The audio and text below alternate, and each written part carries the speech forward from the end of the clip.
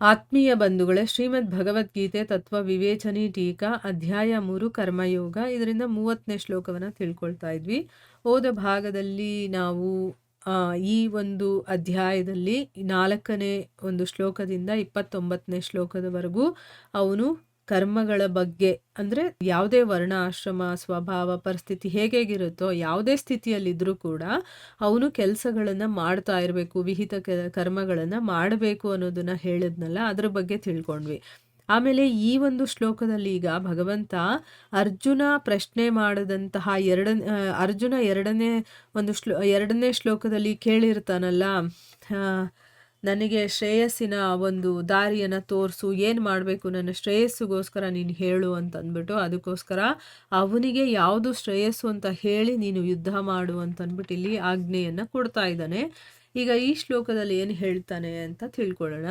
ಅಂತರ್ಯಾಮಿಯಾದ ಪರಮಾತ್ಮನಾದ ನನ್ನಲ್ಲಿ ತೊಡಗಿಸಿರುವ ಚಿತ್ತದ ಮೂಲಕ, ಅಂದರೆ ಏನು, ನಾನು ಎಲ್ಲರ ಹೃದಯದಲ್ಲಿ ವಾಸ ಮಾಡುವಂಥವನು. ಅಂದರೆ ಯಾರ ಮನಸ್ಸಲ್ಲಿ ಏನು ನಡೀತಾ ಇದೆ ಅಂತ ಅವನು ಗೊತ್ತಾಗ್ಬಿಡುತ್ತೆ. ನಾವೇನಾದರೂ ಸುಳ್ಳು ಹೇಳಿದ್ರು ಆ ಭಗವಂತನಿಗೆ ಗೊತ್ತಾಗ್ಬಿಡುತ್ತೆ. ಸೊ ಅದಕ್ಕೆ ನಿನ್ನ ಚಿತ್ತವನ್ನು ನನ್ನಲ್ಲಿ ತೊಡಗಿಸಿ, ಆಮೇಲೆ ನೀನು ಸಂಪೂರ್ಣ ಕರ್ಮಗಳನ್ನು ಕೂಡ ನನಗೆ ಅರ್ಪಿಸಿ.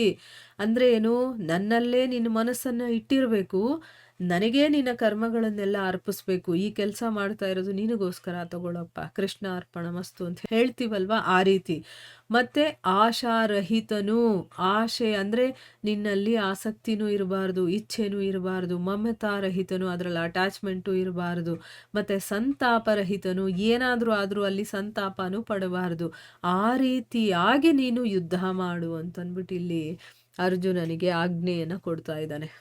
ಈಗ ಅವನು ಶ್ರೇಯಸ್ಸಿನ ದಾರಿ ಕೇಳ್ತಾನಲ್ವಾ, ಶ್ರೇಯಸ್ಸು ನನಗೆ ಸಿಗಬೇಕು, ಆ ರೀತಿ ನೀನು ನನಗೆ ಹೇಳು ಅಂತಂದ್ಬಿಟ್ಟು. ನೋಡಿ, ಬರೀ ಯುದ್ಧ ಮಾಡು ಅಂತ ಹೇಳಲಿಲ್ಲ, ಯಾವಾಗ ಶ್ರೇಯಸ್ ಬರುತ್ತೆ. ಈಗ ಯುದ್ಧ ಮಾಡೋದಕ್ಕೂ ಸಕಾಮನೆಯನ್ನು ಇಟ್ಕೊಂಡು ಮಾಡ್ಬೋದು. ನಾನು ಯುದ್ಧದಲ್ಲಿ ಗೆಲ್ಲಬೇಕು, ನನಗೆ ರಾಜ್ಯ ಬೇಕು, ಭೋಗಗಳನ್ನು ಭೋಗಿಸ್ಬೇಕು, ನಾನು ಎಲ್ಲರಿಗೂ ಸಾಮ್ರಾಟನಾಗಬೇಕು, ಈ ರೀತಿ ಮನಸ್ಥಿತಿ ಇಟ್ಕೊಂಡು ಕೂಡ ಯುದ್ಧ ಮಾಡ್ಬೋದು. ಆ ರೀತಿ ಅಲ್ಲ ಇಲ್ಲಿ ಹೇಳ್ತಾ ಇರೋದು. ಇಲ್ಲೇನು ಹೇಳ್ತಾ ಇದ್ದಾನೆ, ನನ್ನಲ್ಲಿ ನಿನ್ನ ಚಿತ್ತವನ್ನು ಇಟ್ಟು. ಅಂದರೆ ಏನು, ನಮ್ಮ ಚಿತ್ತದಲ್ಲಿ ಯುದ್ಧದಲ್ಲಿ ಏನೇ ಆಗ್ತಾ ಇದ್ರೂ ಕೂಡ ಅದು ನಮ್ಮ ಮನ್ಸಿಗೆ ಹೋಗಬಾರ್ದು. ನಾನು ಭಗವಂತನ ಕೆಲಸ ಮಾಡ್ತಿದ್ದೀನಿ, ಭಗವಂತನೇ ನನ್ನ ಒಳಗಡೆ ಇರಬೇಕು. ನಾನು ಏನೇ ಕೆಲಸ ಮಾಡ್ತಾ ಇದ್ರೂ ಕೂಡ ಅದ್ರ ಎಫೆಕ್ಟ್ ಏನಾದರೂ ಆಗ್ತಾ ಇರಲಿ, ಅದರಿಂದ ನನಗೇನೂ ಆಗಬಾರ್ದು. ಬರೀ ನನ್ನ ಮೈಂಡಲ್ಲಿ ಭಗವಂತ ಮಾತ್ರ ಇರಬೇಕು. ಆ ರೀತಿ ಚಿತ್ತವನ್ನು ನನ್ನಲ್ಲಿ ಸಂಪೂರ್ಣವಾಗಿ ತೊಡಗಿಸಿ ಕರ್ಮಗಳನ್ನು ಮಾಡು, ಮತ್ತು ಆ ಕರ್ಮಗಳನ್ನು ನನಗೆ ಅರ್ಪಣೆ ಮಾಡು. ನೀನು ಏನೇ ಕೆಲಸ ಮಾಡ್ತಾ ಇದ್ರು ನಿನಗೋಸ್ಕರ ಮಾಡ್ತಾ ಇದ್ದೀನಿ, ಇದು ನಿನ್ನ ಕೆಲಸ ಅಂತ ಅಂದ್ಕೊಂಡು ಮಾಡು. ಅದರಲ್ಲಿ ನೀನು ಆಸೆನೂ ಇಟ್ಕೋಬೇಡ, ಇದೇ ರಿಸಲ್ಟ್ ಬರುತ್ತೆ. ಯುದ್ಧ ಅಂತ ತಗೊಂಡಾಗ ನನಗೆ ಗೆಲುವು ಅನ್ನೋದು ಬಂದೇ ಬರುತ್ತೆ, ನಾನೇ ರಾಜ ಆಗ್ತೀನಿ, ಏನೋ ಒಂದು ಮನಸ್ಸಲ್ಲಿ ಆಸೆ ಇರುತ್ತಲ್ಲ, ಅದನ್ನ ಇಟ್ಕೊಳ್ಳದೆ ಮಾಡು. ಮಮತಾರಹಿತ ಅಂದರೆ ಏನು, ಅಲ್ಲಿ ಯಾರನ್ನಾದರೂ ನೀನು ಕೊಲ್ಲಬೇಕಾಗಿ ಬಂದಾಗಲೂ ಕೊಲ್ಲಬೇಕು, ಅಲ್ಲಿ ಮಮತೆ ಅನ್ನೋದು ಬರಬಾರ್ದು. ಅಥವಾ ನಿನಗೆ ಅದರಲ್ಲಿ ಏನೋ ಒಂದು ಆಸಕ್ತಿನೂ ಇರಬಾರ್ದು. ಮತ್ತು ಯಾರಿಗೇನಾದರೂ ಆದರೆ ನಿನಗೆ ಸಂತಾಪನೂ ಇರಬಾರ್ದು, ಅಥವಾ ನೀನು ಸೋತ್ರೂ ಕೂಡ ನಿನಗೇನೂ ಆಗಬಾರ್ದು. ಅಂದರೆ ಒಂದು ಅಸ್ಥಿರ ಮನಸ್ಸು ಅಂತ ಹೇಳ್ತಾರಲ್ಲ, ಆ ರೀತಿ ಸಮಭಾವ ಅಂತ ಹೇಳ್ತಾರಲ್ಲ, ಆ ರೀತಿ ಇದ್ದು ಎಲ್ಲವನ್ನ ಸಮರ್ಪಣೆ ಮಾಡಿ ನಿನ್ನ ಮನಸ್ಸನ್ನು ನನ್ನಲ್ಲೇ ಇಟ್ಟು ನೀನು ಯುದ್ಧ ಮಾಡು ಅಂತ ಅಂದ್ಬಿಟ್ಟು ಇಲ್ಲಿ ಆಜ್ಞೆಯನ್ನು ಕೊಡ್ತಾ ಇದ್ದಾನೆ ಭಗವಂತ. ಈಗ ಪ್ರಶ್ನೆ ಏನು ಅಂತ ತಿಳ್ಕೊಳ್ಳೋಣ. ಆಧ್ಯಾತ್ಮ ಚೇತಸ ಅನ್ನುವಂಥ ಪದದಲ್ಲಿ ಚೇತಸ್ ಅನ್ನುವಂಥ ಶಬ್ದ ಯಾವ ಚಿತ್ತದ ವಾಚಕವಾಗಿದೆ, ಯಾರಿಗೆ ಹೇಳ್ತಾ ಇರೋದು, ಎಂಥ ಒಂದು ಚಿತ್ತದ ಬಗ್ಗೆ ಹೇಳ್ತಾ ಇದ್ದಾರೆ, ಅದರ ಮೂಲಕ ಸಮಸ್ತ ಕರ್ಮಗಳನ್ನು ಭಗವಂತನಲ್ಲಿ ಅರ್ಪಿಸೋದು ಅಂತಂದರೆ ಏನು. ಈಗ ಇಲ್ಲಿ ಹೇಳಿಬಿಟ್ರು, ಆಧ್ಯಾತ್ಮ ಚೇತಸ ಅಂತಂದರೆ ಏನು, ಇಂಥ ಒಂದು ಚಿತ್ತವನ್ನು ನನ್ನಲ್ಲಿ ತೊಡಗಿಸು ಅಂತ ಹೇಳಿದ್ರು. ಮತ್ತು ಎಲ್ಲ ಕರ್ಮಗಳನ್ನು ನನಗೆ ಅರ್ಪಣೆ ಮಾಡು. ಇದನ್ನು ಹೇಗೆ ಅರ್ಥ ಮಾಡ್ಕೊಳ್ಳೋದು, ಈ ಚೇತಸ ಅಂತಂದರೆ ಏನು, ಯಾರಿಗೆ ಹೇಳ್ತಾ ಇದ್ದಾರೆ ಅಂತಂದ್ಬಿಟ್ಟು ಇಲ್ಲಿ ಪ್ರಶ್ನೆ ಕೇಳ್ತಾ ಇದ್ದಾರೆ. ಈ ಪ್ರಶ್ನೆ ನಮಗೂ ಕೂಡ ಬರಬಹುದು ಅಲ್ವಾ, ಅದಕ್ಕೆ ಉತ್ತರ ಏನು ಅಂತ ತಿಳ್ಕೊಳ್ಳೋಣ.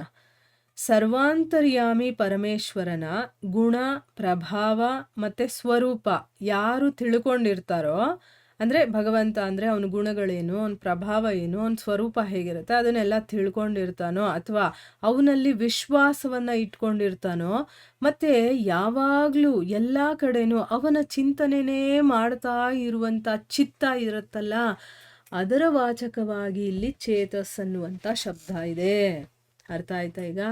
ಚೇತಸ್ ಅಂದರೆ ಏನು? ಭಗವಂತನ ಗುಣ ಪ್ರಭಾವ ಸ್ವರೂಪಗಳು ತಿಳ್ಕೊಂಡಿರ್ಬೇಕು. ಆಮೇಲೆ ಅವನಲ್ಲಿ ವಿಶ್ವಾಸ ಇಟ್ಟಿರಬೇಕು. ಆಮೇಲೆ ಯಾವಾಗಲೂ ಎಲ್ಲ ಕಡೆನೂ ಈಗ ನಾವು ಮನೆಯಲ್ಲಿದ್ದಾಗ ನೆನಪಿಸ್ಕೊಂಡು ಅಥವಾ ದೇವಸ್ಥಾನಕ್ಕೆ ಹೋದಾಗ ಭಗವಂತನನ್ನು ನೆನಪಿಸ್ಕೊಂಡು ಮನೆಗೆ ಬಂದಿದ ತಕ್ಷಣ ಮರ್ತು ಹೋಗೋದು, ಆ ರೀತಿ ಅಲ್ಲ.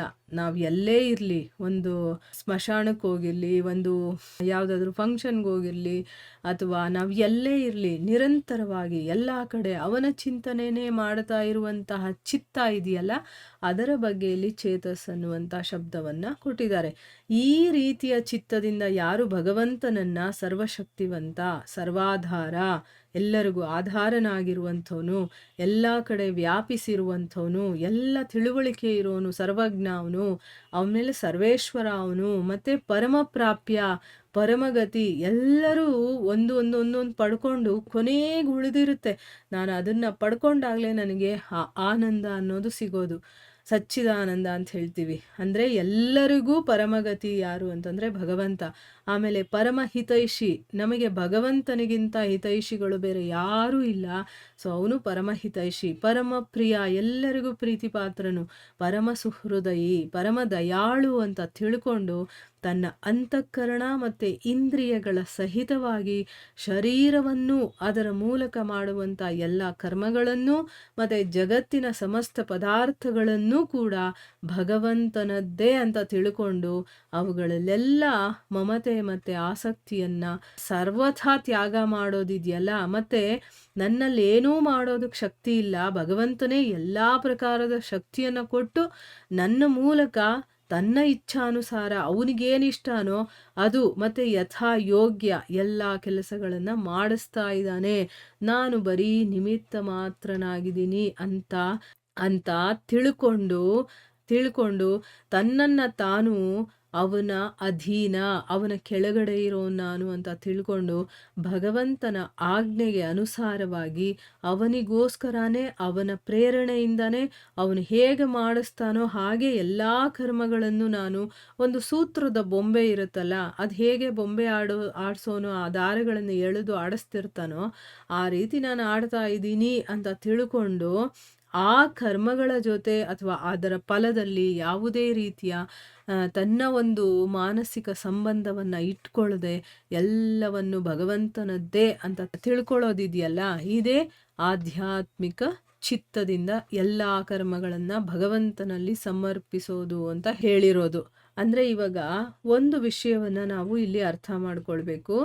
ಯಾರು ಎಲ್ಲವೂ ಕೂಡ ಭಗವಂತನಿಂದಾನೇ ನಡೀತಾ ಇರೋದು, ಈಗ ಭಗವಂತ ಇಲ್ಲದೆ ನಾನು ಏನೂ ಇಲ್ಲ ಅಂತ ಅಂದ್ಕೊಳ್ತಾನೋ, ಅಂದರೆ ಏನೇ ಕೆಲಸಗಳನ್ನು ಮಾಡ್ತಾ ಇದ್ರು ಕೂಡ ಅದನ್ನು ಶ್ರದ್ಧೆಯಿಂದ ಮಾಡೋದು. ಆಮೇಲೆ ಭಗವಂತ ಅವನೇ ಎಲ್ಲ ಕಾರಣಗಳಿಗೂ ಕಾರಣಕರ್ತ, ಇದೆಲ್ಲವೂ ಕೂಡ ಈ ಜಗತ್ತಲ್ಲಿ ಏನೇನಿದೆಯೋ ಅದೆಲ್ಲ ಭಗವಂತಂದೇ ಅಂತ ತಿಳ್ಕೊಂಡು ಅದರಲ್ಲಿ ಯಾವುದೇ ಮಮತೆನೂ ಇಟ್ಕೊಳ್ಳಲ್ಲ, ಆಸಕ್ತಿನೂ ಇಟ್ಕೊಳ್ಳಲ್ಲ. ಎಲ್ಲನೂ ಬಿಟ್ಬಿಟ್ಟು ನನ್ನಲ್ಲಿ ಏನೂ ಶಕ್ತಿ ಇಲ್ಲ, ನಮಗೆ ನಾವು ಹೇಳ್ಕೋಬೇಕು ಆ ಥರ. ಈಗ ನೋಡಿ, ನಾವು ಕೂತ್ಕೊಂಡು ಮಾತಾಡ್ತಾ ಇರ್ತೀವಿ, ಇದಕ್ಕಿದ್ದಂಗೆ ನಮ್ಮಲ್ಲಿ ಮಾತಾಡುವಂಥ ಶಕ್ತಿ ಇಲ್ಲ ಅಂತಂದರೆ ನಾನು ಏನು ತಾನೇ ಮಾಡೋಕ್ಕಾಗುತ್ತೆ? ಏನೂ ಮಾಡೋಕ್ಕಾಗಲ್ಲ. ಸೊ ಯಾರು ಆ ಶಕ್ತಿಯನ್ನು ಕೊಡುವಂಥವನು? ಭಗವಂತ. ಸೊ ಆ ಭಗವಂತನೇ ಶಕ್ತಿ ಕೊಟ್ಟು ನನ್ನ ಒಂದು ಶರೀರದ ಮೂಲಕ ಈ ಒಂದು ಕೆಲಸವನ್ನು ಅವನಿಗೆ ಹೇಗೆ ಇಷ್ಟ ಬೇಕೋ ಆ ರೀತಿ ಮಾಡಿಸ್ಕೊಳ್ತಾ ಇದ್ದಾನೆ ಅಂತ ನಾವು ಅಂದ್ಕೊಳ್ಬೇಕು. ಅದೇ ನಮಗೆ ಬರಬೇಕಾಗಿರುವಂಥದ್ದು, ಆಯಿತಾ? ನಾನು ಕೇವಲ ನಿಮಿತ್ತ ಅಂತ ತಿಳ್ಕೋಬೇಕು. ನನ್ನ ಮೂಲಕ ನಾನೇ ಮಾಡ್ತಾ ಇದ್ದೀನಿ ಅನ್ನುವಂಥ ಅಹಂಕಾರ ನಮ್ಮಲ್ಲಿ ಯಾವತ್ತೂ ಬರಬಾರ್ದು. ಯಾಕೆ ಅಂತಂದರೆ ಆ ಮಾತಾಡೋ ಶಕ್ತಿನೇ ಇಲ್ಲ ಅಂತಂದರೆ ಎಲ್ಲಿಂದ ಮಾತಾಡೋಕ್ಕಾಗುತ್ತೆ ನಾವು? ಅಥವಾ ನಾನು ಏನೇ ಒಂದು ಕೆಲಸ ಮಾಡ್ತಿರ್ತೀನಿ, ಅದು ಶಕ್ತಿ ಇಲ್ಲ ಅಂತಂದರೆ ಹೇಗಾಗುತ್ತೆ? ಸೊ ಅದಕ್ಕೋಸ್ಕರನೇ ಭಗವಂತ ನನ್ನ ಮೂಲಕ ಈ ಕೆಲಸವನ್ನು ಮಾಡಿಸ್ತಾ ಇದ್ದಾನೆ. ಮತ್ತು ಇದರಲ್ಲಿರುವಂಥ ಫಲಗಳು, ಈ ಕೆಲಸಗಳು ಯಾವುದ್ರಲ್ಲೂ ನನಗೆ ಅಟ್ಯಾಚ್ಮೆಂಟ್ ಇರೋದಿಲ್ಲ. ನಾನು ಏನೋ ಒಂದು ಕೆಲಸ ಮಾಡ್ತಿದ್ರೆ ಅವನೇನು ಮಾಡಿಸ್ತಿದ್ದಾನೋ ಹಾಗೆ ಮಾಡ್ತಿದ್ದೀನಿ ಅನ್ನುವಂಥ ಒಂದು ಮನಸ್ಥಿತಿಗೆ ನಾವು ಬರಬೇಕು. ಇದೆಲ್ಲ ಅವನದೇ, ಅವನಿಗೋಸ್ಕರ ಮಾಡ್ತಾ ಇರೋದು. ಸೊ ಆಗ ಒಂದು ಎಕ್ಸಾಂಪಲ್ಗೆ ಯುದ್ಧ ಅಂತ ತಗೊಂಡಾಗಲೂ ಕೂಡ ನಾನು ಗೆದ್ದರೂ ನಾನು ಸೋತ್ರೂ ಒಂದೇ ಇರಬೇಕು ನನಗೆ. ಯಾಕಂದರೆ ಇಲ್ಲಿ ನಾನು ಗೆಲ್ತಾ ಇಲ್ಲ, ನಾನು ಸೋಲ್ತಾ ಇಲ್ಲ, ಭಗವಂತ ಮಾಡ್ತಾ ಇದ್ದಾನೆ, ಅವನೇ ಎಲ್ಲ ಮಾಡ್ಕೊಳ್ತಾ ಇದ್ದಾನೆ.